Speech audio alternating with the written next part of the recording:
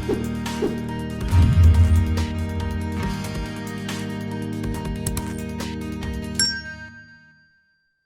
everyone, welcome to the third Get Real Fishing YouTube video. First and second one, I hope you've seen it and I hope you enjoyed it. If you haven't seen them, check the links in the description below and there'll be some form of annotation that you can click on to get to it. And we're going to Swillington Park Fisheries today, somewhere that I've not been since before Christmas. Reason being, the last few times I went, I didn't actually catch any fish. I put that down to being a major novice and not really knowing what I was doing, and also having a lot of luck when we first went. So when I first went a few times, I caught some really big fish and I thought, oh yeah, I'm an expert, I know exactly what I'm doing. And then the last couple of times I didn't catch anything and I kind of thought, maybe I need to practice and learn a bit more about some techniques. So we're going back today. Me and my friends kind of joke about it being a bit of a curse, and that's why we've not been able to catch anything. So hopefully we can break the curse. See you when we get there.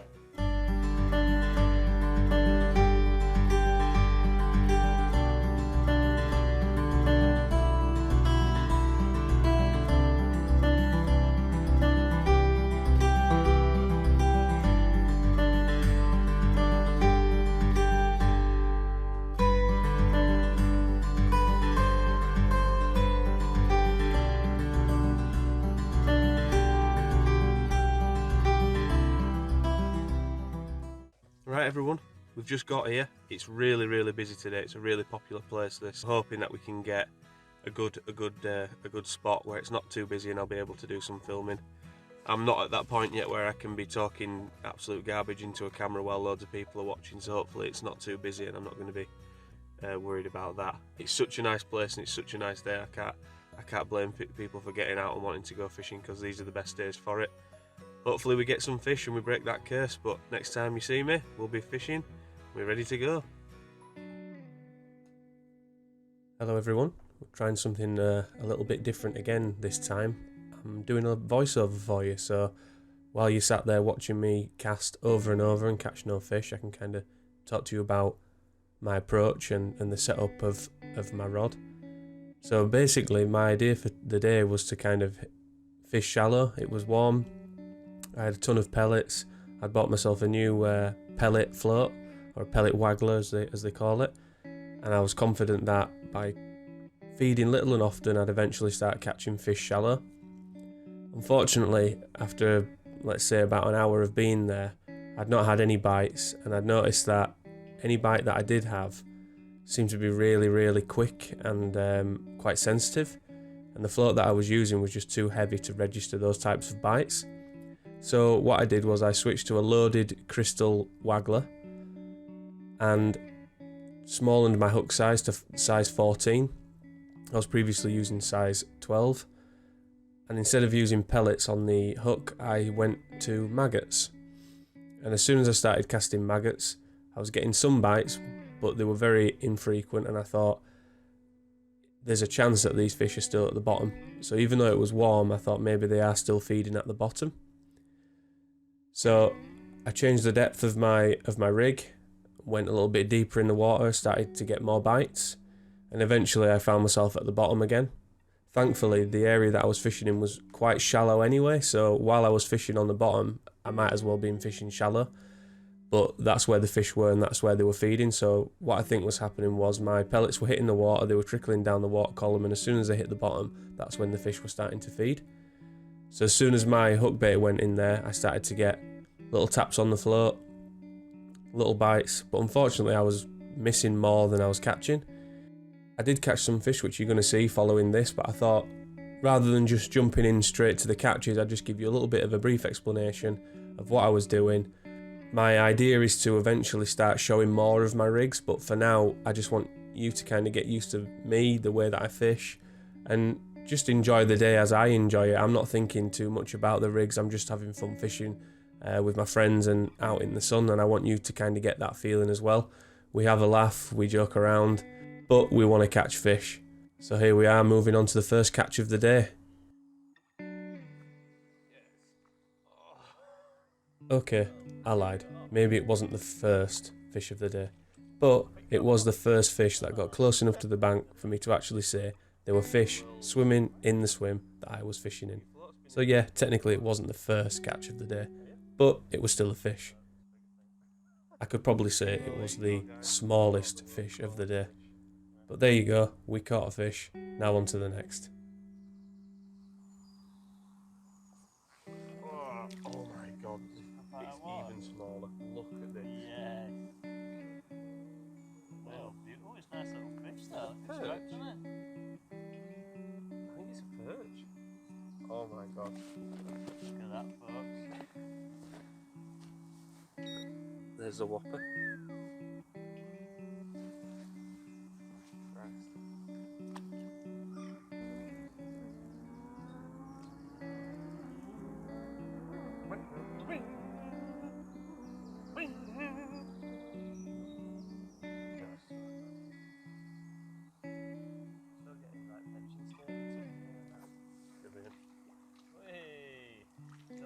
Oh my god, this is just silly. It's the same Slightly fish. bigger. It's the same fish. What is it?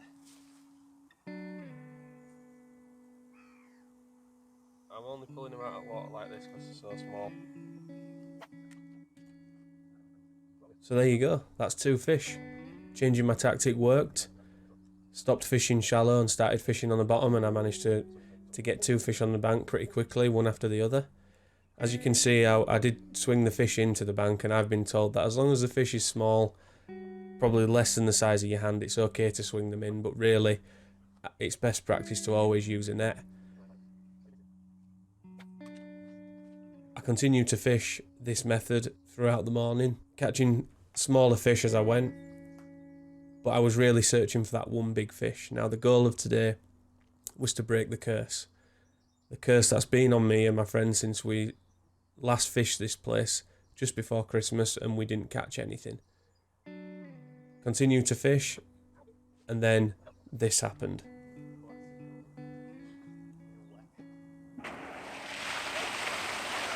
So I don't know if you can see it, but just to the right there where I looked and looked really shocked, the water oxygenator started pumping right next to where we were fishing.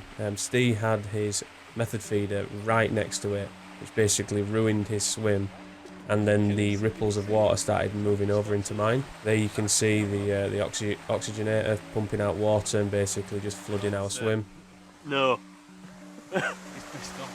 Put his feeders right where that big thing is. My glasses are being a fucking drink. I don't know if it's going to show, but there's a part in the video where I'm sat there and that thing goes off and I absolutely shit myself, so that'll be funny. Not caught anything yet, well, not big anyway. We're just having to wait for that to stop, but you can't even hear out. Big twig nearly hit me then.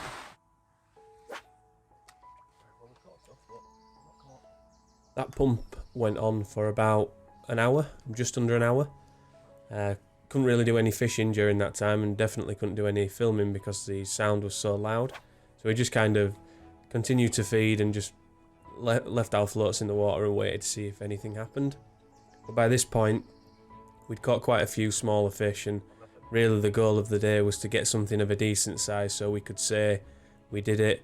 We broke the pretend curse that we keep talking about, and coming up shortly you're going to see the moment when we actually did do it. We broke that curse and we caught a decent fish, so here it is.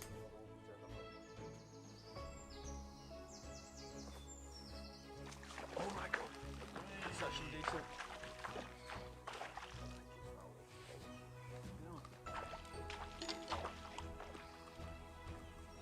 It's knob as well.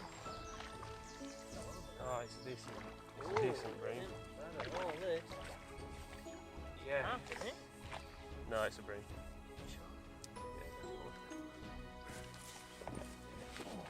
Oh, it's heavy.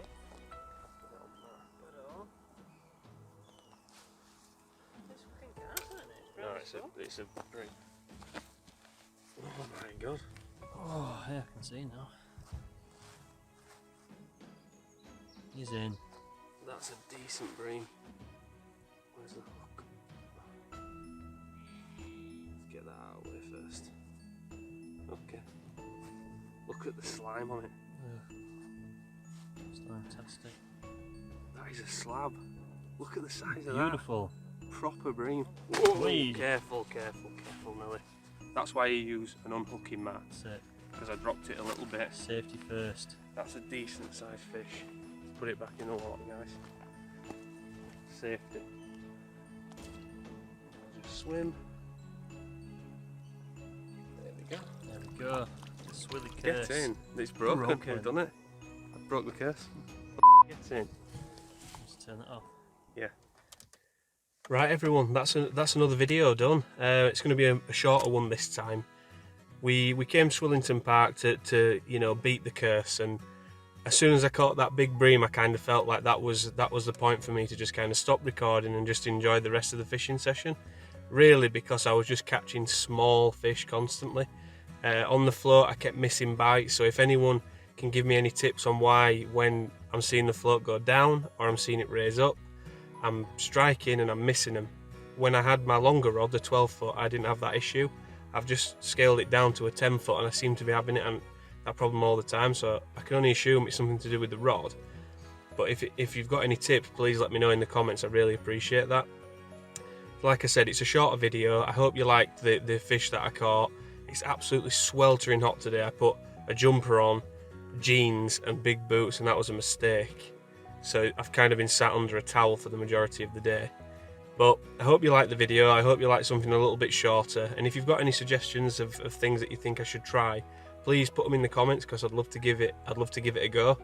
I switched to a bomb on the rod today, and I caught loads more tiny little fish, but I'm just after the bigger ones. So any tips that you can give me, please feel free, drop them in the comments. And if you did like the video, please give it a like.